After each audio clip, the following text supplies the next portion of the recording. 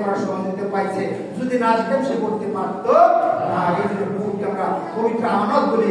আজকের দিনও যদি আমরা মনে করি এটা পবিত্র আমানত, তাহলে আপনাকে আমাকে প্রত্যেকে হিসাব বিকাশ করতে হবে। তাই আমি আর কথা বাড়াবো না, আমাদের আজানের সময় একবারে হয়ে গেছে। আমি আশা করবো এখানে যারা আছেন প্রত্যেকে জামাত ইসলামের এই সহযোগী করো এটা পূরণ করবেন, আপনাদের ধারা থাকবেন। এবং সামনের দিনগুলোতে আমরা এখানে একটা ইউনিট করতে চাই, একটা শাখা কায়েম করতে চাই, যারা ওই যে ব্যক্তিগত রিমোট রাখবে, হয়তো বাড়ি আমার দেবে। এবং আজকে আমি একজনের বলতে চাই না, আমি আশা করবো আপনারা নিজের থেকে সক্রিয়ভাবে আপনারা বলে দেবেন সহযোগীও হলাম।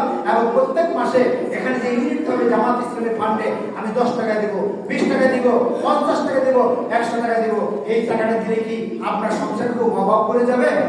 অভাব করবে না। কিন্তু ওই যে হয়তো এখানে লক্ষ লক্ষ কোটি কোটি টাকা জামাত ইসলামী বাংলাদেশে ব্যয় করতেছে, ওই ফান্ডের মধ্যে আপনি 10 টাকা দিলেন, সেই কোটি কোটি টাকার মধ্যে এটাও সংযুক্ত হয়ে গেল। কি কথা ঠিক আছে না? আল্লাহ রাব্বুল আলামিন এটা আমাদের মাথায় উচিত হতে পারে।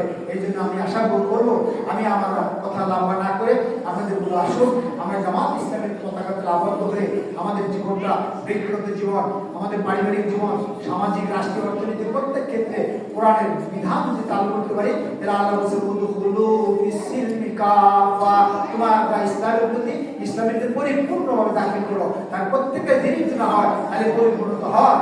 আল্লাহ তাত্তাবিউ খুতুওয়াতিশ শয়তান, এখন বলছে সাবধান, শয়তানের পথ অনুসরণ করো না।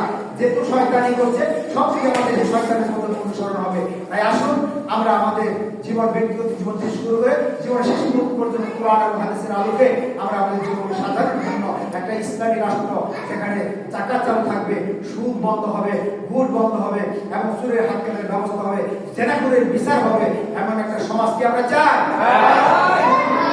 সমাজ গঠনের জন্য জামাত ইসলামের সাথে কাজ করি। আল্লাহ রাব্বুল আলামিন আমাদেরকে সংঘবদ্ধভাবে ইসলামে দাখিলে প্রবেশ করে সর্বশেষ হযরত ওমর বলছে, লা ইসলামা ইল্লা বিল জামাত, সংঘবদ্ধ ছাড়া, জামাত ছাড়া, প্রচেষ্টা ছাড়া ইসলামের চিন্তাই করা যায় না। সেরকম একটা সমাজ যেন আমরা করতে পারি, সেই আশা ব্যক্ত করে আপনারা সেই অনেকেই আসর থেকে শুরু করে মাগরিব থেকে শুরু করে পর্যন্ত এতগুলো লোক আমাদের কথা, আমরা সেই ভালো কথাও বলতে পারি না, সুরও দিতে পারি না, এবং কোরআন হাদিসের ঠিক মতো সবাই আলোচনাও আমরা হয়তো করতে পারি না। যতটুকু করতে পারি এতটুকু আপনারা আন্তরিকতার সাথে গ্রহণ করে এতক্ষণ পর্যন্ত বসে আছেন, এই জন্য আপনাদেরকে মুবারকবাদ জানাই। এবং সামনের দিনগুলোতে যেন আমরা কোরআন হাদিস আলোচনা করে আমাদের জীবন গঠন করতে পারি, এই আশা জানিয়ে এবং সেই আহ্বান জানিয়ে সকলকে মুবারকবাদ জানিয়ে আমি আমার কথা শেষ করছি।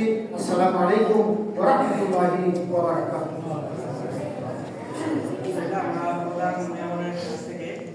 ইসলাম প্রতিষ্ঠা প্রয়োজনীয়তা এবং